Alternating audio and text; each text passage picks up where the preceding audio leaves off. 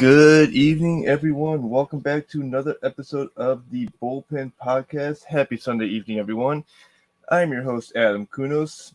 You can go ahead and give me a follow on Twitter at Kunos19. You can also follow the show on Twitter as well at the Bullpen Pod, and also follow our YouTube page. Head on over to YouTube, like and subscribe our YouTube page for more baseball content this upcoming season.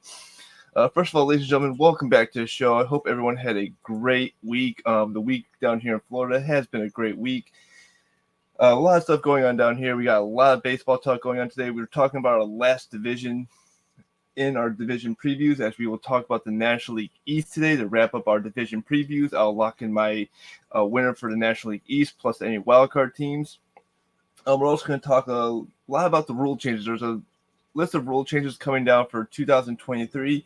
So we're going to dive into some of the rule changes that will be mostly impactful for our pitchers and hitters, and ones that have been talked about a lot over the last couple weeks, as these will be changes that we've seen in the minor leagues. We've seen them in the minor leagues for the last couple years, but now have made their way to the big leagues that will be up for 2023. We're also going to talk a little bit of TRON Lightcycle. Had a chance to ride that ride over the last week, so I'll give you my thoughts on that. And just a couple of show notes going into next week as well. But we're going to start off with TRON Lightcycle. So this past week, I had a chance to preview the TRON Lightcycle Run at the Magic Kingdom Park here at Walt Disney World. And I got to say, it is a phenomenal ride. I had a chance to ride it 3 times, 2 times in the front, 1 time towards the middle of the train that we were on. And it is a fantastic ride. It's pretty much, if you're a Tron fan, you're going into the grid, you're riding a life cycle through the grid. You're Team Blue, you're going up against Team Orange in a very high-speed coaster on a Tron life cycle, and it was just a phenomenal run. You got Daft Punk music from the movies playing in the background. You got amazing visual effects going in. I'm not going to spoil the entire ride, as I hope that you guys get a chance to come down to Florida and ride the ride yourself. But overall, I really enjoyed this attraction. I know there's been a lot of hype for this attraction, as it's pretty much been 5 years in the making for this attraction. This attraction did start its build progress prior to the pandemic. So back in 2019, I want to say, is when plans were announced that Tron would be coming to the Magic Kingdom here in Florida. They did break ground it, and then obviously the pandemic happened, where construction kind of halted, but they did start to pick that up. And now the ride is in its preview stages. It is slated to open April 4th down here at the Magic Kingdom. Like I said, if you get the chance, come on down to Florida, come on down to Magic Kingdom theme park. I'm not saying this because I'm a cast member or anything. I'm saying this is an amazing ride. It's over in Shanghai with Shanghai Disneyland. If you had a chance to get over there and ride it, it's just as good as I would imagine over here in Florida. So again, TRON Lightcycle is a great coaster. I'm looking forward to getting on that ride a couple more times once the ride does officially open here at Walt Disney World. But one thing we are going to spend some time on tonight are the rule changes that are going to be coming in for the 2023 season. So as part of the negotiations in the last labor agreement that led in 2021, rule changes were part of the deal. So rule changes were not going to be I'm trying to think. Rule changes were not going to be implemented so quickly, but it was going to take about a year for them to be introduced. So now 2023 is when we're going to see those new rules come into effect. And we're going to start with the first rule, which is going to be the pitch timer. So pitchers will have 15 seconds to pretty much throw a pitch with the bases empty, 20 seconds with runners on. If you're the hitter, in the box and you're up to bat,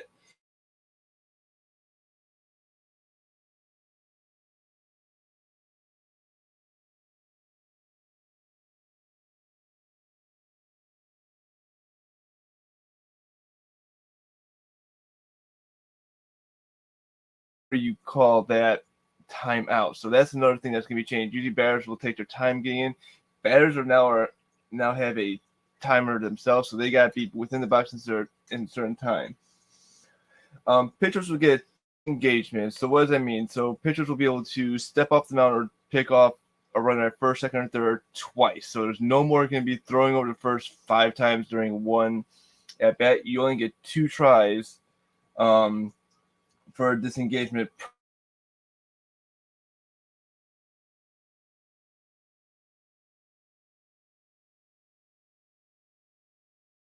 as well. Again, I do apologize if you are watching on Twitter, YouTube, or Facebook. Looks like we are having a little bit of a Wi-Fi connection issue, but I'm sure you can still hear my voice, so we're still going to go forward.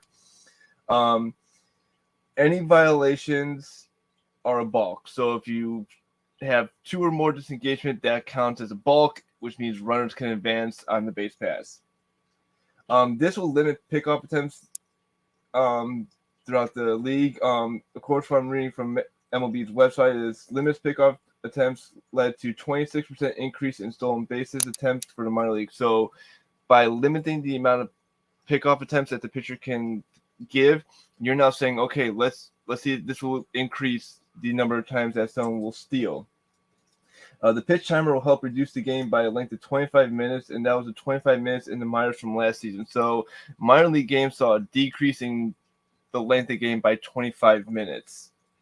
Now, it doesn't seem like a lot. 25 half hour may seem like a decrease time, but again, you're talking a regular 9-inning game, no extra innings, no lengthy extra inning games as well. So it's going to be interesting to see how these rules for pitchers and batters will help decrease time limit for games. Because if you're thinking about a normal baseball game, it goes, 2.5 hours, 3 hours, depending on if you're watching at home on TV or if you're at the park itself watching the game live.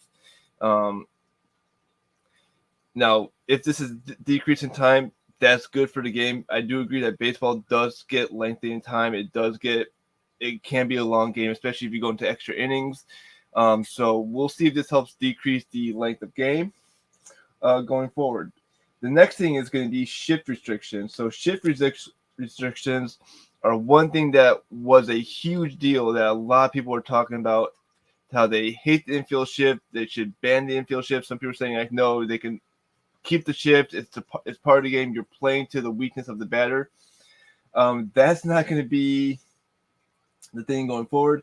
So pretty much you have to have 2 infielders positioned on each side of second base. So if you're looking at the field, second base is drawn a visible line from home plate to second base. You have to have 2 position players on the right, 2 position players on the left.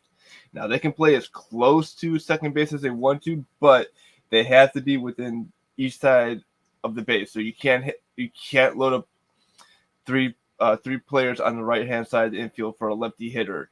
You can't do the same thing for a right hitter on the third base side. You have to have 2 players on each side. And all 4 infielders must have both feet within the infield when the pitcher's on the rubber. So meaning infielders have to be on the dirt when the pitcher's on the rubber. Now when the pitcher delivers the pitch, they can start shifting backwards. They can shift forward. That's something that they can do once the pitch has been delivered. But while the pitcher's on the rubber, they have to remain in the dirt. Shift restrictions increase batting average and decrease strikeouts in the minors while giving players more opportunity to show off their athleticism. Okay, that's fine. I mean, we've seen some great plays from the infield regardless of the infield shift or not. So it's going to be interesting to see when you get these heavy power right field hitters that only hit the right field, how they're going to take advantage of no shift going forward and how teams are going to play with no shift going forward. Managers are going to have to switch up their fundamentals. They're going to switch up their strategies. Are you going to see a lot more pitch outs? Are you going to see a lot more walks coming from this? So something that's going to be interesting going forward. And the last thing that we're going to talk about are the bases. So the bases have increased from 15 square inches to 18 square inches.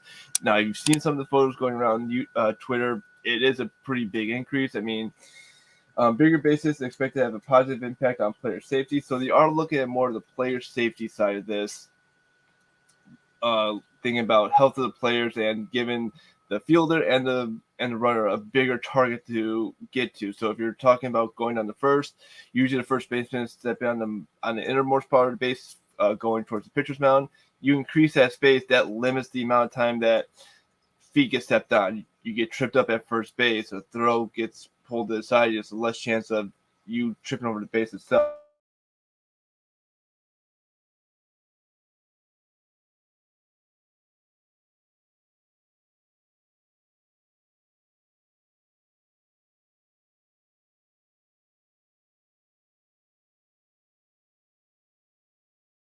Last season. So last season they did see a decrease in injuries.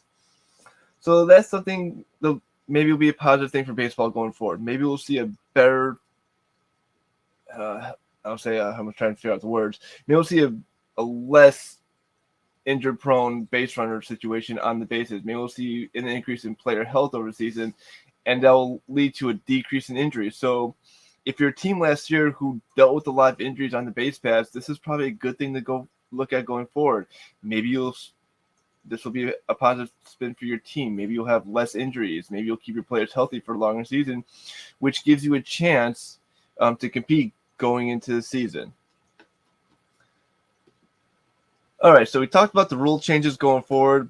So let's get into what we're really here for tonight, ladies and gentlemen. Let's talk National League East baseball. Last year, the National League East had 3 teams going to the playoffs: the Atlanta Braves, New York Mets, and Philadelphia Phillies. The Braves were coming in last season as the defending world champions after defeating the Astros in a good series in 2021. They looked poised to repeat last year. The New York Mets made a huge jump last year, and the Philadelphia Phillies kind of snuck into the playoffs last year. So let's get started. Let's start off with the defending National League champion, the Atlanta Braves. So the Braves are, if you remember the Braves from the late 90s, the 15 straight division champions. They're not there quite yet. I believe this was their 5th straight division, so they're starting to get that division streak going again. They still got a long way to go to catch up to what they did in the 90s. Last year, the Braves went 101-61. That was a 13-win increase from their World Series championship season in 2021. However, it did not lead to the same success as they would hope to. They lost to the Phillies in the NLDS. But they did have some good additions in the offseason. They picked up Nick Anderson, Sean Murphy, and the trade via Oakland was a 5-player trade to pick up a pretty good catcher, in my opinion. However, they do lose Adam Duvall and Dansby Swanson in the offseason. But if you're a Braves fan, you have to feel very confident about this team going into this season. They still have what I think is a good starting lineup going down the stretch. They were able to kind of come back and complete a late charge for the Mets to claim that National League East last year. The Mets pretty much had this division for pretty much the whole season and let that slip away. So they let that division slip away, and the Braves were able to kind of come in and sneak that division from underneath the New York Mets. So you talk about World Series hangover. It happens on both sides. The winning team has a World Series hangover. They're celebrating. They're coming up winning the World Series. Did that affect Atlanta last year? I'm going to say yes in a small way. That did have an effect on them. They had a great season last year. And I think it had more of a positive effect than a negative effect is the fact that they were able to turn out an even better regular season that they had in 2021. They had the same amount of players on this team. And looking at their roster, you still got Nick Anderson. You still got Max Fried. You got Dylan Lee on your pitching staff. So you got good pitchers coming forward. You got Sean Murphy now coming into the backstop to kind of help that pitching core. You got Matt Olson, Ozzie Albies, Austin Riley, Brandon Shoemaker are still your good infielding core going forward. When you look at the outfield, you still got Michael Harris, Ronald Acuna Jr. You got Sean Hillard who can fill in that third outfielder spot. So you still got a really good lineup for Atlanta. So I think Atlanta's going to be a good team this year. I think they'll have a good shot at winning the division. I think they will definitely be a playoff team. But it's going to be interesting to see, do they have enough though? And that's my question for them this season is, do they have enough to probably set up another World Series run? Can they win a second World Series in 3 years? I think they do have a good talent coming into the season. But don't forget, you have the defending National League champions, the Phillies, and you have the New York Mets, who we're going to talk about later in the show, ladies and gentlemen, who with shit ton crazy this offseason and just with the amount of money that they were spending.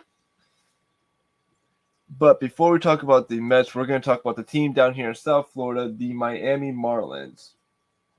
They went 69-93 in 2022. 2-win decrease from 2021. Kind of a quiet season for the Marlins this offseason. They did sign Juan Segura over the offseason from the Phillies, so they did bring in him to this very young team. And this Marlins team is very young. They have a very young team coming into 2023. I'm pulling up the roster right now because I want to make sure I get the right amount of information out to you guys. Looking at their pitching staff, you got Matt Barnes, you got Daniel Frio, you got Braxton Garrett on this pitching staff. It's a pretty good pitching staff, in my opinion. Again, a very young staff. When you look at the infield, you got Xander Edwards, you got Juan Segura now, you got Luis Alvarez in the infield. You got Jorge Soler in the outfield. You got Payne Burdick's in the outfield. You got Aviles Garcia in the outfield. So you got a good lineup for the Marlins. I don't know if they're going to be a winning team this year. I think they'll still kind of finish under 500, but I do think they're going to take a step forward this year. I think they take a step forward. I think they maybe win 75 to 77 games this season. I think they'll be a better team going forward. One thing I do like what the Marlins are doing this year that is more of an more of the off-field change. They're bringing back those teal pinstripe uniforms from the 90s and 2000s. They're celebrating, if you can believe it or not, the 20th anniversary of the 2003 World Championship team that shocked New York in 6 games to win the World Series. Now, if you're a little bit of a baseball jersey historian, you pay attention to details. They're bringing back the teal pinstripes. They were not worn during the season, but regardless of the fact, they are bringing back the Florida Marlin teal. You got the Florida Marlin black hats that are going to be worn with them. So I think there's going to be a great thing to see. It's going to be Flashback Fridays down at Depot Park, whatever they're calling the stadium nowadays, down in Miami. So I think, again, 2023 is going to be a good building year for this team. I think they do take a step forward in wins. I just don't think it's a large enough step going forward. But like I said, it's a good team going forward. But the next team we're going to talk about, ladies and gentlemen, is a team that pretty much was spending money left and right over the offseason, are the New York Mets. Last year, 101-61. They tied with the Braves. However, they lost the division due to head-to-head record. But they did have a 24-win increase from 2021. So they did increase their win total by more than 20 wins. So they did take a huge step forward. Obviously, that did not breed success in the postseason, as they did lose to the Padres in a three-game series, in a really good three-game series last year in the wild card round. My brother-in-law Brian had a chance to go up and actually watch one of the games. I believe it was Game 3 at Citi Field. So he had a chance to go up with his brother, and unfortunately they didn't win. I was kind of hoping they would be able to see a Mets clincher going to the division series. It just wasn't able to happen last season. But when you look at what this team did in the offseason, again, they went out and they dropped a ton of cash this offseason. If you have an owner like Steve Cohen who is going to drop money, if you're a Mets fan, you like what you saw in the offseason. You like the amount of money that he dropped in the season. It means that he wants to see this team win. And as a Sox fan, or as I would say as any other baseball fan, if you're looking at the Mets, you're kind of a little jealous about what that team did over the offseason and the amount of money. You want an owner that pours their money not only into the stadium, but into the franchise itself, bring in some good players. And they brought in some good players. You're talking Justin Verlander, David Robinson, Jose Quintana, Brandon Naomi, Kodita Sigena, Danny Mendick. They brought in a lot of good players. They kind of rebolstered that pitching staff because they lost a lot of good pitchers like Jacob deGrom, Chris Bassett, Taijuan Walker. They also lost James McCann over the offseason, which I think was a good fit for New York. He wasn't the player that we saw when he was with Chicago, but he was a good backstop. I think he kind of had a hard time finding a rhythm with the Mets. But again, you had Buck Showalter come in and kind of just immediately turn this team around. He had a good handle on his team. I think it was a good fit for New York when they brought him in to manage his team. I know if you listen to the show last year, my co-host Chris was all over the Mets last year. He was, again, not the happiest person when the Mets weren't able to clinch the division, but he was happy to see the type of money that Steve Cohen was putting into this franchise. Now, again, they had a very sour taste coming into the wild card round where they pretty much thought they had that series, but again, they ran into a good Padres team. Now the question is, can they turn that page? Can they put 2022 behind them? Can they put how that season ended behind them and make a run for an NL East title? I think they, out of the 5 teams, they have one of the better chances to win the NL East. I think they have the lineup that they're going to pull out there, and let me pull that up for you guys real quick. So again, if you're looking at the lineup, you got Francisco Alvarez, I would say would be at the backstop. You got Pete Alonso, Jeff McNeil, Escobar, Francisco Lindor as your infield core. You go to the outfield. You got Starling Marte, Brandon Naomi, and Tommy Pan, who I think will be a good outfield core. I think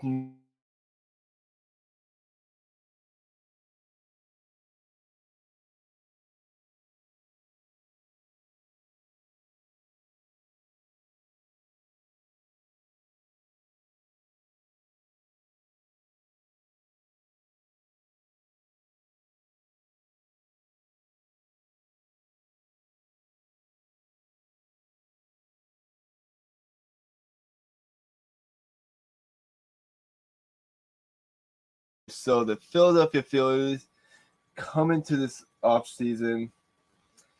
They are your defending National League champions. They went 87-75 last year, 5-win decrease from 2021, so they had a better record. Looks, if I remember correctly, in 2020. Let me verify that. No, they actually had a 5-win increase, so my apologies. My notes were incorrect on that one. But they did sneak into the playoffs during the last couple days, so they were able to hold off the Brewers and clinch that last wild card spot last year. And they kind of shocked St. Louis the way they came back in Game 1 of that series. They got past Atlanta, who were a heavy favorite in the NLDS, and then they kind of went past San Diego in a very competitive NLCS before dropping to the Astros in the 2022 World Series.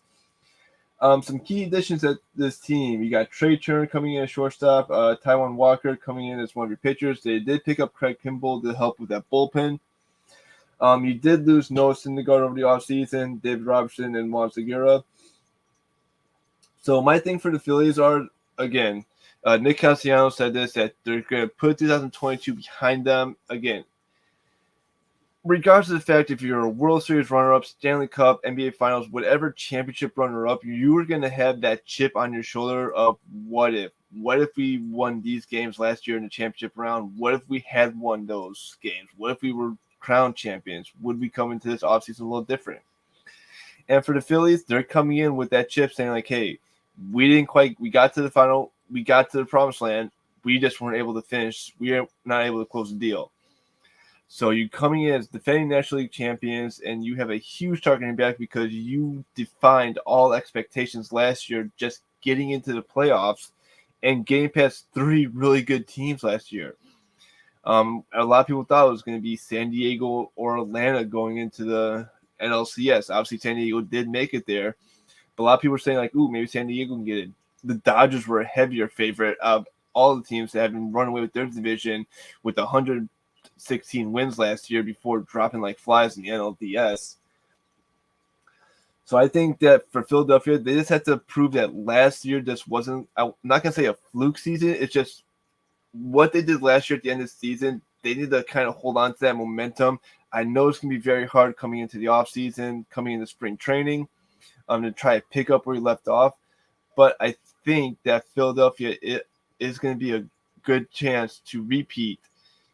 I'm not going to say as NL, maybe I'll say as NL champions. I'm not going to go that far as to lock them in as my NL chancellors here.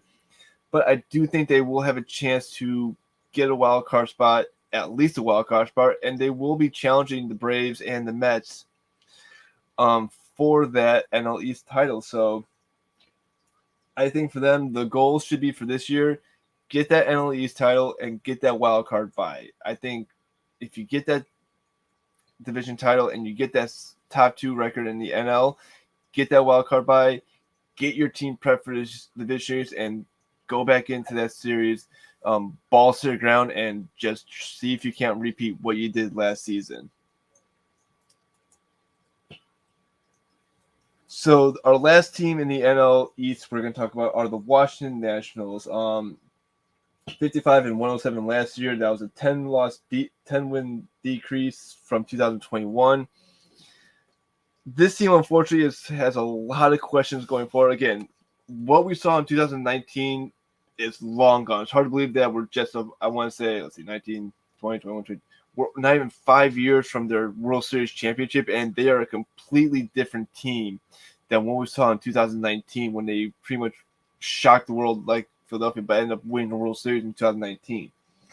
I'm not gonna say they did a lot of key additions to this team. They did sign a lot of good minor league contracts, in my opinion. But Nelson Cruz, they brought Nelson Cruz last year to be that DH. He had a very down year last year. He was a very quiet hitter for the Nationals last year.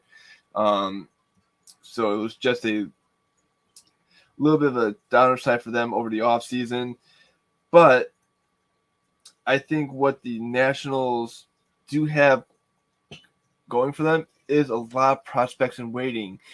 They do have a lot of good prospects coming up in this pipeline. So I think coming into the season, like the Marlins, they're going to be doing a transition year. They're going to be looking at the team saying, all right, who do you want to keep? Who do you want to cut from this team? This will kind of be like an extended spring training for this team once the regular season starts. They're going to see this lineup shuffle. I wouldn't be surprised if you see this lineup shuffle 20 to 30 times over the offseason. When you get down to the trade deadline, will they be buyers or will they be selling going into the trade deadline? I think they will try to look at probably bringing in some veteran players. If teams are looking to dump some veteran talent during the season, they may bring in some veteran talent just to kind of help build this young core of players going into the season. So the Nationals are going to be a good team, but I think there's going to be a while before they get to a championship level to what we saw in 2019, to where they were winning the division every other year back in the 2010s. So, I mean, you got Strasburg, who has kind of been injury prone in the last couple of seasons. Let's see if he can stay healthy. And let's see what this team does. I think they're going to be more in the basement of this division this year, which if you're a Nationals fan, I do apologize, but I think they will stay in the basement this year. But I think they will play some good baseball going forward this year. I think they will make some playoff teams work for those wins. I'm not going to say they're going to be a complete pushover, but I don't think they're going to be a really good team this year. I think they'll kind of be a team in transition, and I think they will go through going forward. But we do want to talk about the Nationals, and we do have some sad news to share with you guys that Ted Lerner, owner of Nationals, did pass away at the age of 97. So our thoughts and sympathy are with his family and the entire Nationals organization. That's not how you want to start a season, with the loss of an owner or any part of your baseball organization. So our thoughts are with the Nationals organization during this time and with his family at this time as well. All right, so let's lock in my division pick for this season. So I was going through the National League, and again, I think this is the best division in the National League. And I'm saying National League because, like their counterpart in the American League, I think the American League East is the best division. So I think the East divisions in both the American League and National League are tied with each other for the best divisions in baseball. But if I had to lock in a team that's going to win the division this year, Mets fans, you're in luck. I'm locking in the New York Mets as my division winner for this season. I think they will finally get that division, win their first division since 2006. I think they have a really good team. 2015. I think they won the division in 2015. I'll double check myself and get back to you guys on that. But I think the Mets do have the best chance to win the division this year. And I will say that the Braves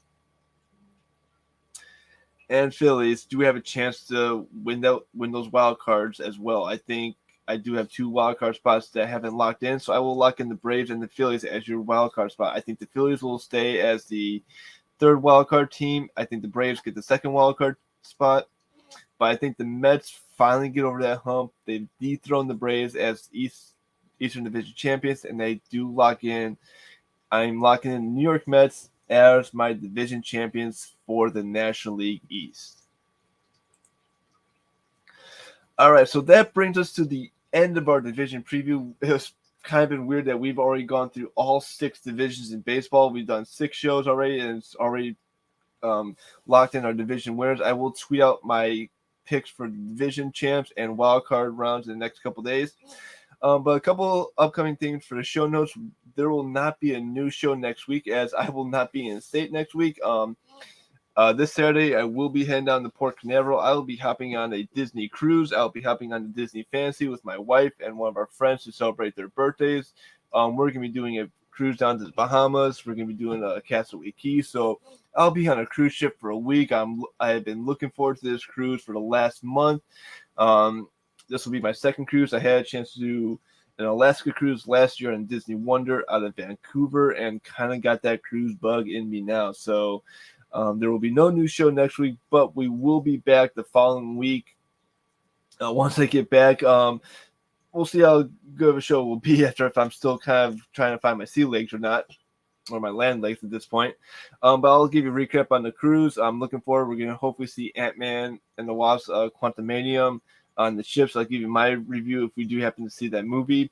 We're also going to talk World Baseball Classic. So the World Baseball Classic will be close to starting at that time. So we are going to dive into more World Baseball Classic talk, kind of look at each pool. I'll give you my breakdown of each country who I think will be coming out of those pools. So stay tuned for that. So again, no new show next week. Enjoy your week, ladies and gentlemen. And we will see you in 2 weeks back here on the Bullpen Podcast. Have a good night, everyone.